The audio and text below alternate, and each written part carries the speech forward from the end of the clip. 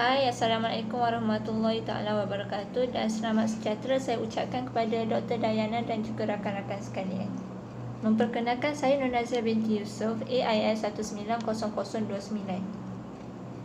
Okey, hari ini saya dan rakan saya Ain Azhar akan membentangkan soalan tutorial sejarah Eropah yang bertajuk sejauh manakah feudalism melambangkan hubungan peribadi, ketenteraan dan ekonomi. Sistem feudalisme.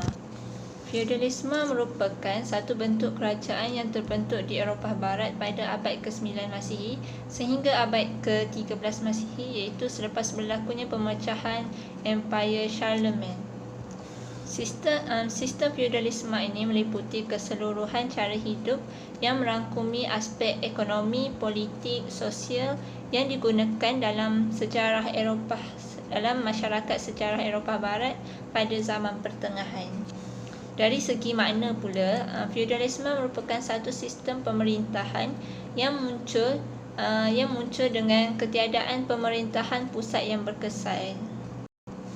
Selain itu, menurut Kamus Dewan Bahasa dan Pustaka, feudalisme ini bermaksud sistem kemasyarakatan yang dikuasai oleh kaum bangsawan dan sistem pembahagian tanah. Contohnya di antara golongan bangsawan dan juga golongan petani. Sistem feudalisme ini berfungsi bagi memenuhi keperluan dan perlindungan kepada dua kumpulan manusia yang saling melengkapi. Contohnya hubungan peribadi antara bangsawan dengan petani itu. Feudalisme juga dianggap sebagai satu susunan kompleks. Dalam sistem ini, raja mempunyai kuasa mutlak dan berada pada kedudukan yang paling tinggi. Dalam institusi gereja pula, mereka berkuasa untuk melantik raja dan juga ahli-ahli gereja. Dalam sistem feudalisme ini dapat dilihat telah berlaku beberapa hubungan, iaitu hubungan peribadi di antara golongan pemerintah dan golongan diperintah, hubungan ketenteraan dan juga hubungan ekonomi. Feudalisme ini dapat dilihat melalui hubungan peribadi antara lord dan vassal. Golongan lord merupakan golongan yang mempunyai tanah dan juga golongan yang mempunyai hubungan persaudaraan dengan pemerintah, iaitu raja. Manakala golongan vassal ini merupakan golongan yang menguasai tanah, iaitu petani. Dalam hubungan peribadi ini wujud apabila kehidupan golongan vassal ini amat bergantung kepada golongan lord. Hal ini kerana lord berfungsi untuk melindungi vassal terutamanya apabila berlaku peperangan. Sebagai balasan, golongan vassal atau petani ini akan memberikan taat setia dan berjanji akan menyerahkan hasil tanaman mereka kepada lord sebagai balasan. Melalui hubungan ini, vassal dan lord akan terikat dengan fungsi dan tanggungjawab tertentu, iaitu dengan memberi ketaatan dan memberi perkhidmatan, khususnya dalam ketenteraan oleh vassal kepada lord. Manakala lord pula akan berfungsi memberi penjagaan dan perlindungan kepada vassal. Keadaan ini juga secara tidak langsung akan menyekat kebebasan mereka sepenuhnya. Hal ini kerana mereka menjadi hamba kepada majikan sepanjang keturunan mereka. Assalamualaikum dan salam sejahtera. Saya Ain.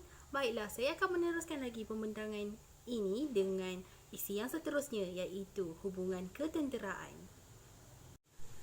Untuk pengetahuan kita semua, di sistem feudal terdapat beberapa golongan tentera. Yang pertama ialah golongan duke, yang kedua ialah golongan tentera count dan yang ketiga ialah golongan tentera knight. Kehidupan knight akan ditentukan oleh raja ataupun bangsawan. Selain itu, knight juga perlu menumpukan masa mereka untuk meningkatkan kemahiran ketenteraan. Knight juga mempunyai pasukan tentera yang tersendiri. Pasukan tentera tersebut perlu menjaga keselamatan raja dan bangsawan daripada ancaman pihak musuh. Sebagai ganjaran atas tugasan mereka, mereka akan dikurniakan harta ataupun tanah daripada raja ataupun bangsawan. Knight juga mempunyai hak untuk mengutik cukai daripada penduduk di kawasan penguasaannya. Namun begitu, pada abad ke-16, raja telah berjaya mengukuhkan kuasa baginda menjadi lebih kuat. Oleh itu, raja telah mengambil tentera tetap dan tentera upahan bagi melawan musuh-musuh baginda. Dan seterusnya. Dan yang pastinya, golongan tentera yang baru ini adalah di bawah seliaan dan kawalan pihak raja. Bukan itu sahaja. Para petani dan rakyat biasa juga boleh direkrut menjadi golongan tentera.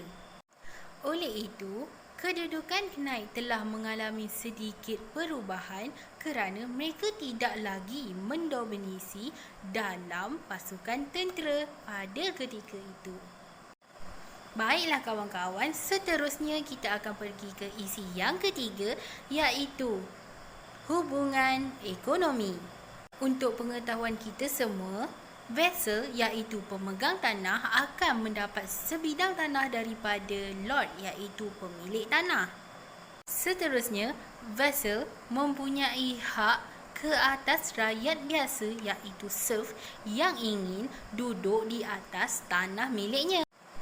Golongan serf ini adalah golongan yang tidak mempunyai tanah dan mereka hanya menjalankan kegiatan bercocok tanam, peternakan dan sebagainya di atas tanah yang telah disediakan oleh tuan tanah. Kita perlu tahu, sistem manor merupakan asas bagi kegiatan ekonomi pada zaman feudal. Apa itu manor? Manor ialah satu komuniti masyarakat yang telah disatukan dan diletakkan di sebuah kampung. Terdapat beberapa ciri sistem manor. Yang pertama ialah sistem tanah lapang dan yang kedua adalah kontrak manorial. Bagi sistem tanah lapang, tanah dibahagikan kepada 3 bahagian bagi setiap pusingan tanaman. Pada bahagian yang pertama, akan ditanam oat dan barley pada musim bunga dan bagi bahagian yang kedua akan ditanam gandum pada musim luruh dan pada bahagian yang ketiga ialah tanah rang. Tujuan untuk melakukan ketiga-tiga bahagian ini adalah untuk menjamin kesuburan tanah. Sistem manori yang seterusnya ialah kontrak manorial. Kontrak manorial ialah hubungan antara petani dan tuan tanah melalui sebuah kontrak yang tidak bertulis. Oleh itu, Lord akan melindungi para petani. Terdapat beberapa kebaikan daripada kontrak manorial ini ialah mahkamah akan dibina untuk menjamin keadilan para petani. Dengan adanya kelebihan-kelebihan tersebut, para petani amat diperlukan oleh tuan tanah pada musim-musim yang tertentu seperti musim menuai. Seterusnya saya akan memberitahu contoh-contoh kegiatan ekonomi di zaman feudal. Yang pertama adalah kegiatan pertanian. Terdapat beberapa contoh hasil pertanian iaitu oat, barley dan gandum. Selain itu, para petani juga perlu menyerahkan sebahagian daripada hasil pertanian mereka kepada tuan tanah. Selain itu adalah kegiatan ekonomi perdagangan. Contohnya, Jerman telah menjadi pusat pemasaran, bijirin dan peternakan pada zaman feudal. Kegiatan ekonomi yang ketiga ialah kegiatan perindustrian. Pada abad yang ke-16, industri tekstil telah berkembang dengan pesat di Jerman dan Perancis. Sebagai contoh hasil pengeluaran bagi industri ini ialah kain kapas dan sutera. Kegiatan ekonomi yang keempat ialah pertukangan.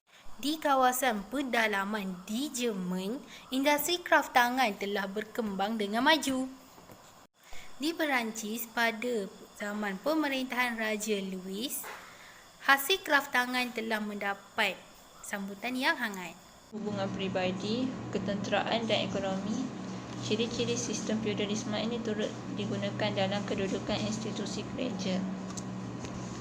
Dalam sistem feudalisme, gereja merupakan sebuah badan yang terpenting dan berkuasa yang mana menjadi badan utama dalam mentadbir pada masa itu.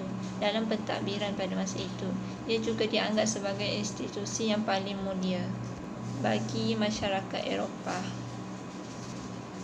Institusi gereja mula berkembang dengan pesat apabila agama Kristian mula diperkenalkan kepada masyarakat Eropah yang pada masa itu mengamalkan sistem feudalisme. Golongan gereja seperti popi, bishop dan paderi juga turut mempunyai pengaruh yang tersendiri dalam sistem ini. Keadaan ini menyebabkan mereka mula terlihat secara tidak langsung dalam sistem feudalisme. Sebahagian besar tanah di Eropah telah dikuasai oleh pihak gereja. Mereka memperoleh tanah tersebut secara percuma dari raja yang diberikan kepada golongan gereja, iaitu bishop atau abbot yang merupakan pentadbir gereja pada masa itu bagi tujuan kerja-kerja amal. Buktinya, pihak gereja mempunyai sebahagian besar pegangan tanah selepas kematian Charlemagne, iaitu hampir 1/3 tanah yang pada masa itu telah dikuasai oleh golongan gereja. Oleh itu, jelas menunjukkan bahawa ciri-ciri feudalisme ini turut mempengaruhi dalam institusi gereja di Eropah. Seterusnya, terdapat satu lagi ciri-ciri feudalisme ini, iaitu melibatkan kedudukan raja. Kedudukan raja pada ketika itu dilihat sangat penting dalam membentuk kestabilan Eropah pada zaman pertengahan. Walau bagaimanapun, apabila muncul sistem feudalisme ini, kuasa raja dilihat semakin berkurangan. Namun begitu, mereka masih lagi dapat mengekalkan kuasa disebabkan oleh aspek-aspek tertentu yang menjadikan raja diberi keistimewaan. Oleh itu raja semasa pada zaman itu telah diiktiraf sebagai penguasa ke atas semua lord dan merupakan pemilik kepada kesemua tanah dalam kerajaannya. Raja juga akan memberi tanah kepada mereka yang memerlukan sebagai hadiah dan juga diberikan sebagai anugerah tertentu kepada golongan wasai terutamanya. Baiklah rakan-rakan semua, akhir sekali saya akan meneruskan dengan kesimpulan bagi pembentangan pada hari ini. Kesimpulannya ialah hubungan peribadi di antara lord dan vassal sangat penting pada zaman feudal. Hal ini kerana untuk memastikan kesejahteraan hidup masyarakat pada ketika itu yang saling memerlukan. Apabila berlakunya perubahan daripada pelbagai aspek seperti ekonomi, sosial dan politik, sistem feudal juga akan mulai merosot. Sebagai buktinya, terdapat beberapa kedudukan masyarakat di feudal yang mengalami perubahan seperti knight. Akhir sekali, kita juga perlu tahu terdapat beberapa faktor yang membawa kemerosotan kepada zaman sistem feudal seperti perang salib dan kepesatan aktiviti perdagangan yang boleh menukarkan ekonomi feudal kepada ekonomi kapitalis. Sampai di sini sajalah pembentangan saya dan Nazihah pada hari ini. Sebelum itu, izinkan saya menyampaikan serangkap pantun. Dari Kedah ke Kota Sari, membeli roti di Kota Tinggi. Selesai sudah tugasan diberi, di lain hari berjumpa lagi. Sekian, terima kasih. Assalamualaikum warahmatullahi wabarakatuh.